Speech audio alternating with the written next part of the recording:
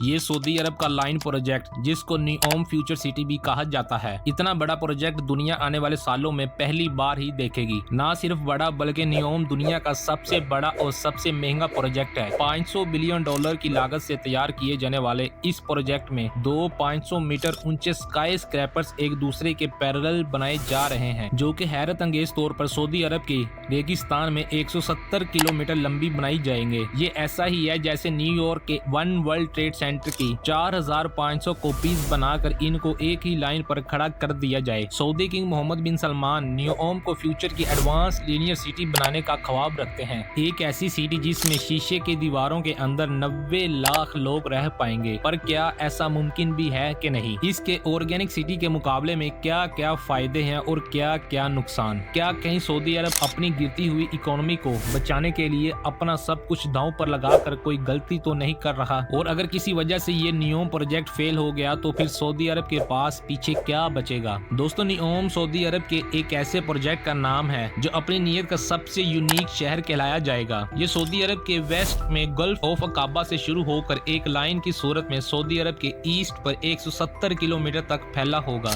2021 में जब मोहम्मद बिन सलमान ने इसकी अनाउंसमेंट की थी, उस वक्त ये कहा जा रहा था कि शायद ये प्रोजेक्ट कभी स्टार्ट ही ना हो। तो अभी सैटेलाइट की पिक्चर पर देखा जाए तो अभी इस पर काम स्टार्ट हो चुका है। जो लोकेशन बताई गई थी वहाँ एक बहुत बड़ी अंडरग्राउंड कंस्ट्रक्शन दिखाई दे रही है, जहाँ लाइंस की लंबाई 170 किलोमीटर तक फैली होगी। नियोम की ऊंचाई को 500 मीटर तक प्लान किया गया है, वहीं पर उसकी चौड़ाई सिर्फ 200 मीटर है, यानी कि ये चौड़ाई नॉर्मली एक सोसाइटी के ब्लॉक जितनी है। नियोम की ऊंचाई को 500 मीटर तक प्लान किया गया है। 500 मीटर ऊंचे दो स्काई स्क्रैपर को 170 किलोमीटर तक खींचा जाएगा। ये इतना ही ऊंचा है जितना मुंबई के इंपीरियल 2 या फिर कराची के बहरिया आइकॉन को डबल कर दिया जाए। तो अब आप खुद इस लाइन की हाइट और लंबाई का अंदाजा लगा लें, ये कितना बड़ा मेगा स्ट्रक्चर होगा। जैसे 830 मीटर ऊंचे बुर्ज खलीफा की डायरेक्शन आसमान की तरफ है, वही नियोम ऊंचा तरीन तो नहीं बल्कि दुनिया का सबसे लंबा स्काई स्क्रैपर जरूर होगा। अगर ऐसा ही कोई प्रोजेक्ट न्यू दिल्ली में बनाया जाए तो उसकी लंबाई आगरा तक फैली होगी, या फिर कराची से स्टार्ट किया जाए तो ये प्रोजेक्ट हैदराबाद तक आकर खत्म होगा। सऊदी किंग के मुताबिक इस पूरी नियोम सिटी में 90 लाख लोग रह पाएंगे। अगर इस पूरी लाइन सिटी का एरिया निकाला जाए तो अगर हम इसकी लेंथ और विड्थ को मल्टीप्लाई करेंगे 170 किलोमीटर की लेंथ और 200 मीटर तक या फिर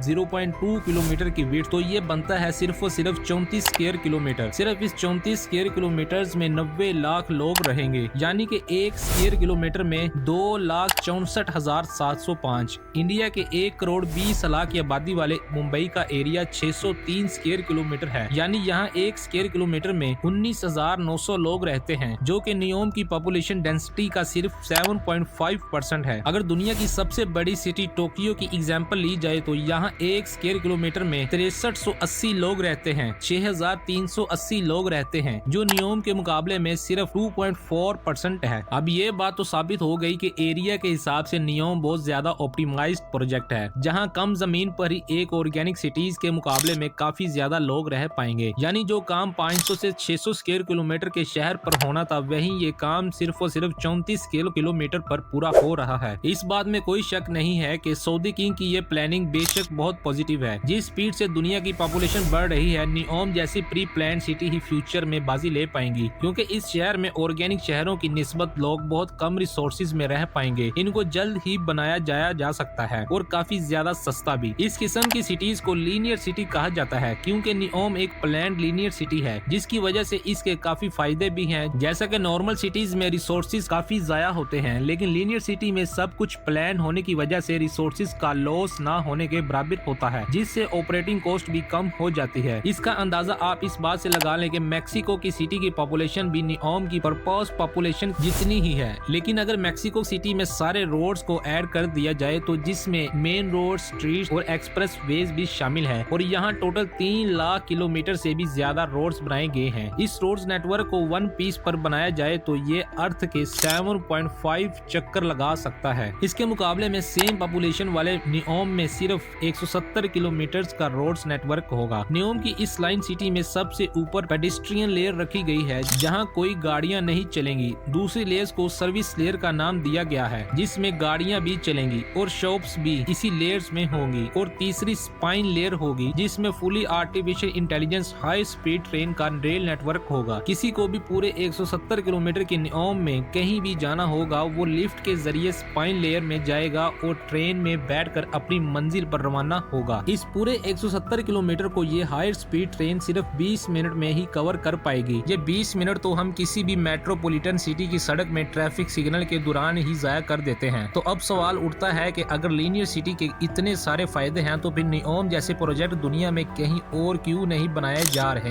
हकीकत ये है कि लीनियर सिटी का ये आइडिया काफी पुराना है और इसको इम्प्लीमेंट भी किया गया था और ये ऐसे काम नहीं करता जैसे सोचा जा रहा है। 19वीं सेंचुरी में मैड्रिड की एक डिस्ट्रिक्ट में एक प्लान सिटी बनाई गई थी। इसको सियुडेड लिनियर का नाम दिया गया था। इसकी विड्थ 400 मीटर थी, जबकि नियोम से डबल 50 किलोमीटर लंबा प्लान किया गया था, लेकिन कंस्ट्रक्शन सिर्फ 5 किलोमीटर ही की गई थी। आइडिया ये था कि वक्त के साथ साथ इसमें इजाफी सेक्टर ऐड करके मजीद लंबा कर दिया जाएगा। पर अगर ग्राउंड सिचुएशन देखी जाए तो आपको ये बात जान हैरत होगी कि मैड्रिड में आज इस लाइन सिटी को ढूंढना काफी मुश्किल है। ये वो 5 किलोमीटर की लाइन आज इसके गिर्द फैले शहर ने इसको पूरी तरह छुपा लिया है और असल में होता भी यही है। दुनिया में कहीं भी नजर दुरा के देख लें, शहर या बस्तियां हमेशा ऑर्गेनिक तरीके से ही ग्रो करती हैं। लोग अपनी रिक्वायरमेंट्स के हिसाब से किसी जगह पर आकर बसते हैं और शहर पर उस पॉइंट के गिर्द फैलना शुरू कर देते हैं। कभी भी शिफ्ट होने से पहले हम अपने ऑफिस, स्कूल या यूनिवर्सिटीज तक का डिस्टेंस देखते हैं, जबकि लीनियर सिटी में ये ऑप्शन नहीं होता, बल्कि सबको एक ही पैटर्न में रहना पड़ता है। और क्योंकि ये लंबी ज्यादा होती है, इसी वजह से लोगों के दरमियान डिस्टेंस भी काफी बढ़ जाता है। मैड्रिड की लाइन सिटी में भी कुछ ऐसा ही हुआ था। ये लोगों की रिक्वायरमेंट्स पर पूरा नहीं उतर सकी, जिसकी वजह से ये आगे तो नहीं बढ़ पाई बल्कि फैलना शुरू हो गई। लीनियर सिटी के जितने भी फायदे हैं वो असल में गवर्नमेंट्स के लिए हैं। उनको ऑपरेट करना आसान होता है और इसमें खर्चा भी बहुत कम होता है, लेकिन इंसान इसके अंदर बाउंड होकर रह जाता है। और सबसे बढ़कर लाइन सिटी कितनी भी बड़ी क्यों ना हो, लेकिन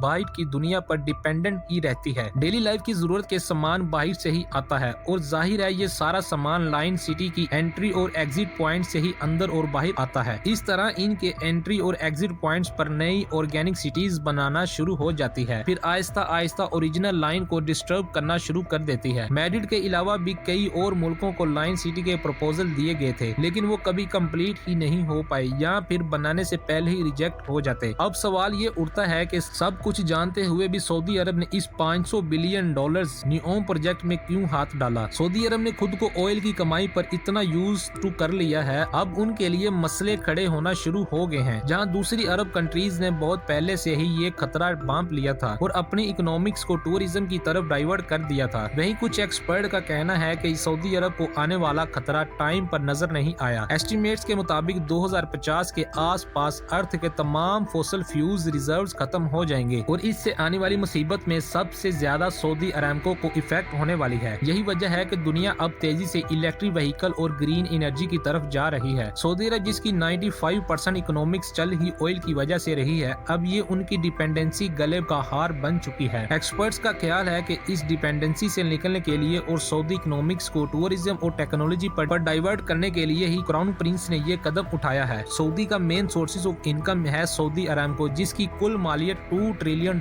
है और ये पैसे तो ऑयल कंपनी की वर्थ है और सऊदी अरब को हर साल $120 बिलियन का प्रॉफिट जनरेट कर देती है, जिसमें से करीब $70 बिलियन तो कंपनी के खर्चों में बजट की सूरत में चले जाते हैं। पीछे बचते हैं $50 बिलियन।